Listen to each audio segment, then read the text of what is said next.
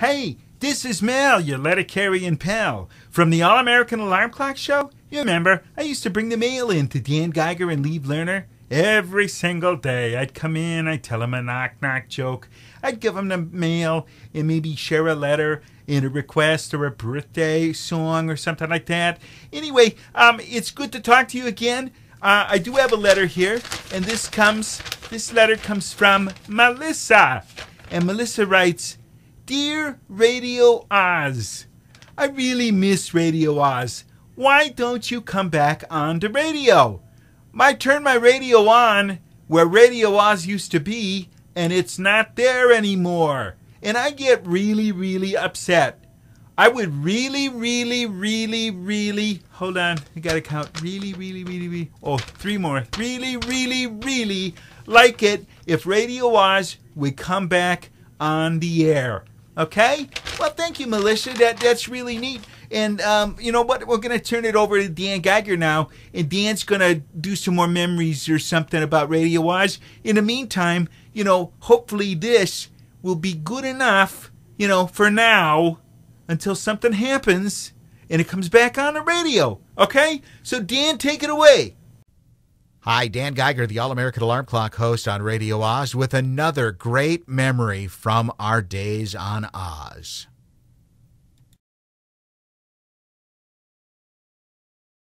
Okay, so sit back and enjoy.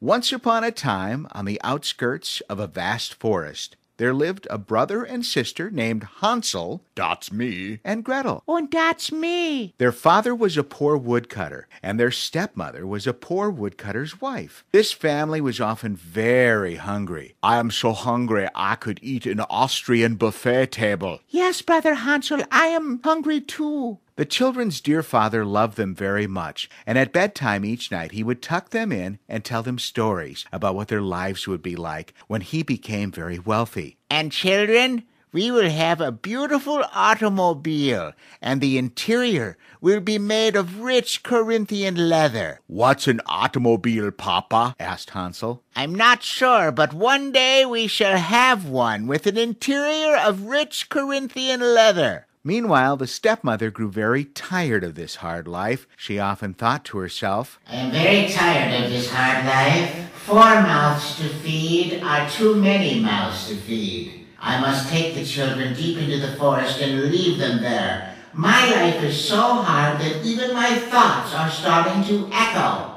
Echo! This is some sort of a running joke here on Kids Corner, I think.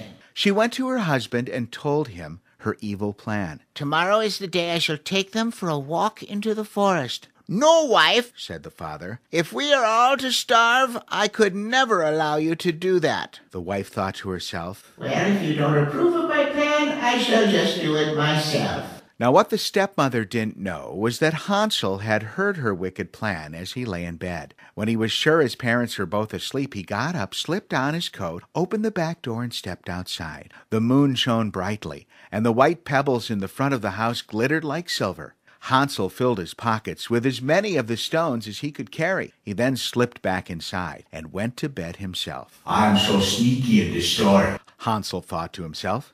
At daybreak, their stepmother came to wake up the children. Get up, you two. We are going into the forest to gather wood today. But, dear stepmother, why? We are so poor, we don't even have a fireplace.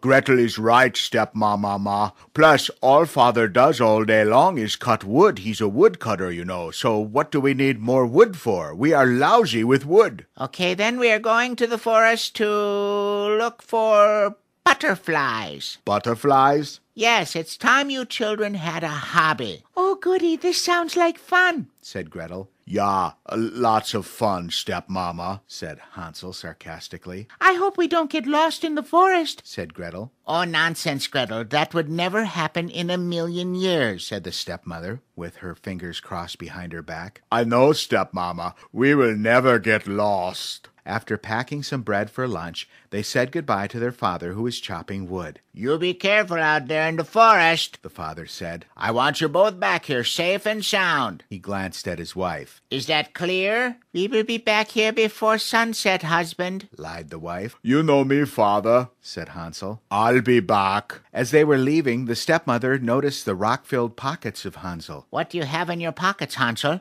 Only a few white pebbles, stepmama. I've already started a hobby, rock collecting. Leave your rock collection here. No need to lug those heavy rocks around the forest all day. So Hansel had to empty his pockets. So much for being sneaky in this story. As they set out into the forest, Hansel brought up the rear. He had intended to drop a white pebble every few paces, so he and Gretel could follow the trail back home. Now, without the pebbles, Hansel had to think fast. Well, maybe I could drop one of my stockings every few paces. He thought. Wait a minute. I only have 2 stockings. That won't work so good. Then an idea hit him. I'll drop Gretel's stockings too. That would be twice as many. No, Hansel, that's not the idea that hit you. I'll drop breadcrumbs from our lunch pack every few paces. That's the one.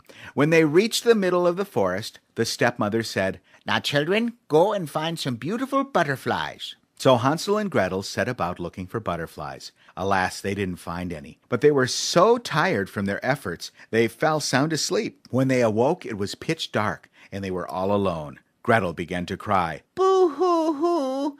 Boo-hoo-hoo! Don't be a crybaby, sister. Hansel comforted in his own unique way. The moon will soon come up. When the moon had risen, Hansel took his sister by the hand, and they set out to find the trail of breadcrumbs. They should be here someplace, said Hansel. But after searching for the breadcrumb trail for nearly an hour, they couldn't find a single breadcrumb. I don't understand. Hansel didn't know it, but the birds of the forest had eaten every single crumb. I told you I should have dropped our stockings. Now the children were truly lost. They wandered into the woods. All night long they walked and walked. Finally, at daybreak, they came to a lovely cottage made of gingerbread.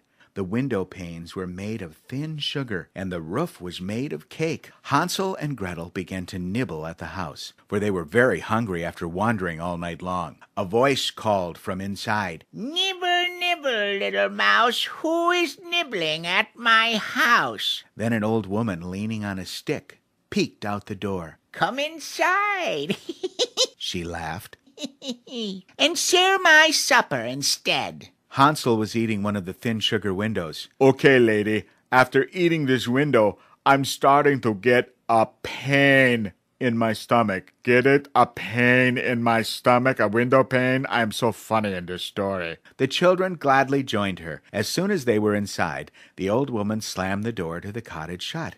When she did, it disappeared, and it became a cast-iron gate with a huge lock. That's a neat trick, lady. Thank you. You're not a witch, are you? Now, whatever gave you that idea, my pretty? Hansel, apologize to the nice old lady. I'm so sorry, ma'am. It's just been a hard day. First, our stepmama tried to make us look for butterflies. Then she lost us in the forest. And then the birds ate all our crumbs. The last thing we need now is to run into a witch. I think you children have been watching too much television. What's television, lady? Asked Gretel. As the children spoke to the mysterious old woman, she was busy slicing carrots and potatoes into a huge bubbling cauldron. Bubble, bubble, toiling trouble. This stew needs help or I'll be in trouble. Now see, lady, that's just the kind of thing I was talking about. It makes us think that you really are a witch. Oh, pshaw.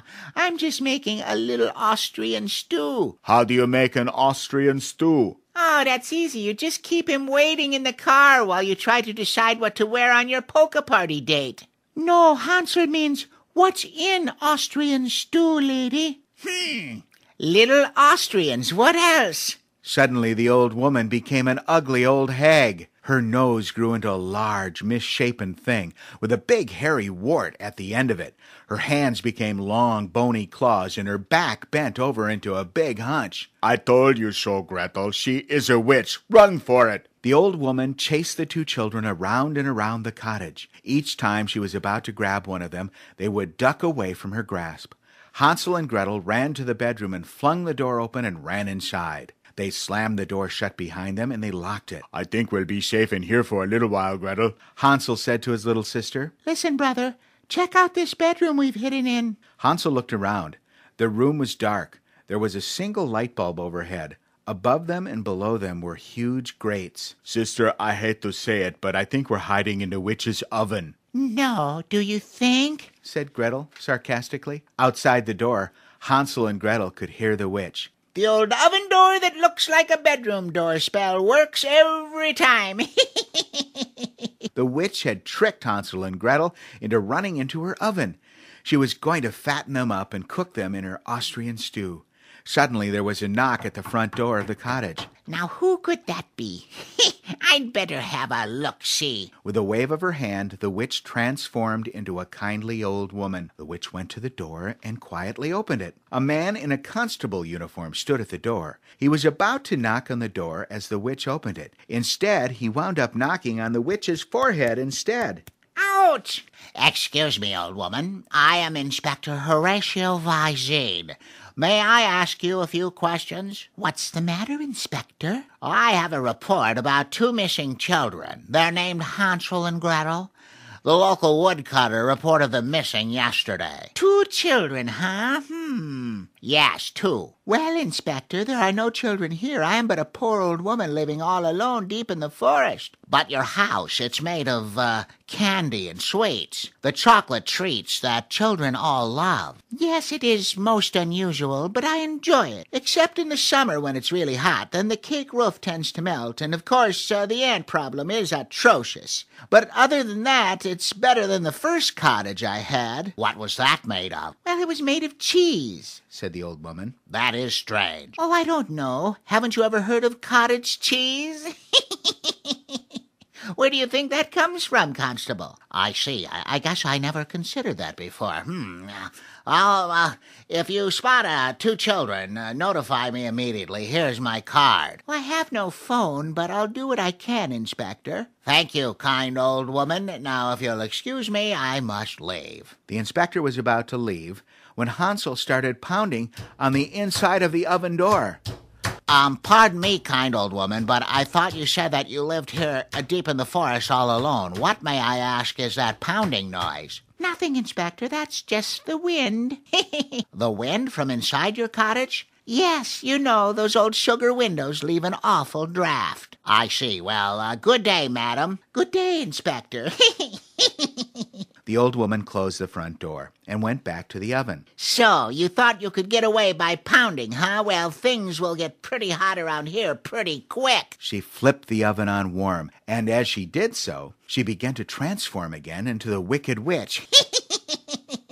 But what the witch didn't know was that the inspector wasn't fooled by the pounding he'd heard. He was peeking through one of her thin sugar windows and witnessed her transformation back into the witch. I know it. I must save those children post-haste. Hey, I've got an echo too. Echo! This is fun. Using his most dangerous karate move, the inspector chopped his way through the gingerbread wall. Aha, your evil plan has been foiled. You think so, huh? The witch spun around and waved her arm at the inspector. A bolt of light shot from her hand. He ducked just in time, and the raven in the cage on the table behind him was hit with the light instead and turned into stone. The witch waved her arm again. Again a bolt of light shot at the inspector. Inspector Visine fell backwards and knocked over a full-length mirror in the corner of the cottage. The bolt of light struck the mirror and deflected back at the witch. Oops! The light hit the witch and she instantly turned to stone. The inspector ran to the oven and threw open the door. Hansel and Gretel hurried out. They were a little singed, but otherwise all right. That Hansel and Gretel, they're hot, said Inspector Visine. I've saved the day. Hansel and Gretel told the whole story to the inspector. They told him of their stepmother's plan to lose them in the forest, of the breadcrumbs and the birds, of the witch in the hot oven. Come with me. I know someone who will be glad to see you. The inspector led the children through the forest back to the poor woodcutter's house. Hansel and Gretel's father ran out to hug and greet them. The inspector took the stepmother with him back to police headquarters, and the three of them lived happily ever after. And that's the end of Hansel and Gretel.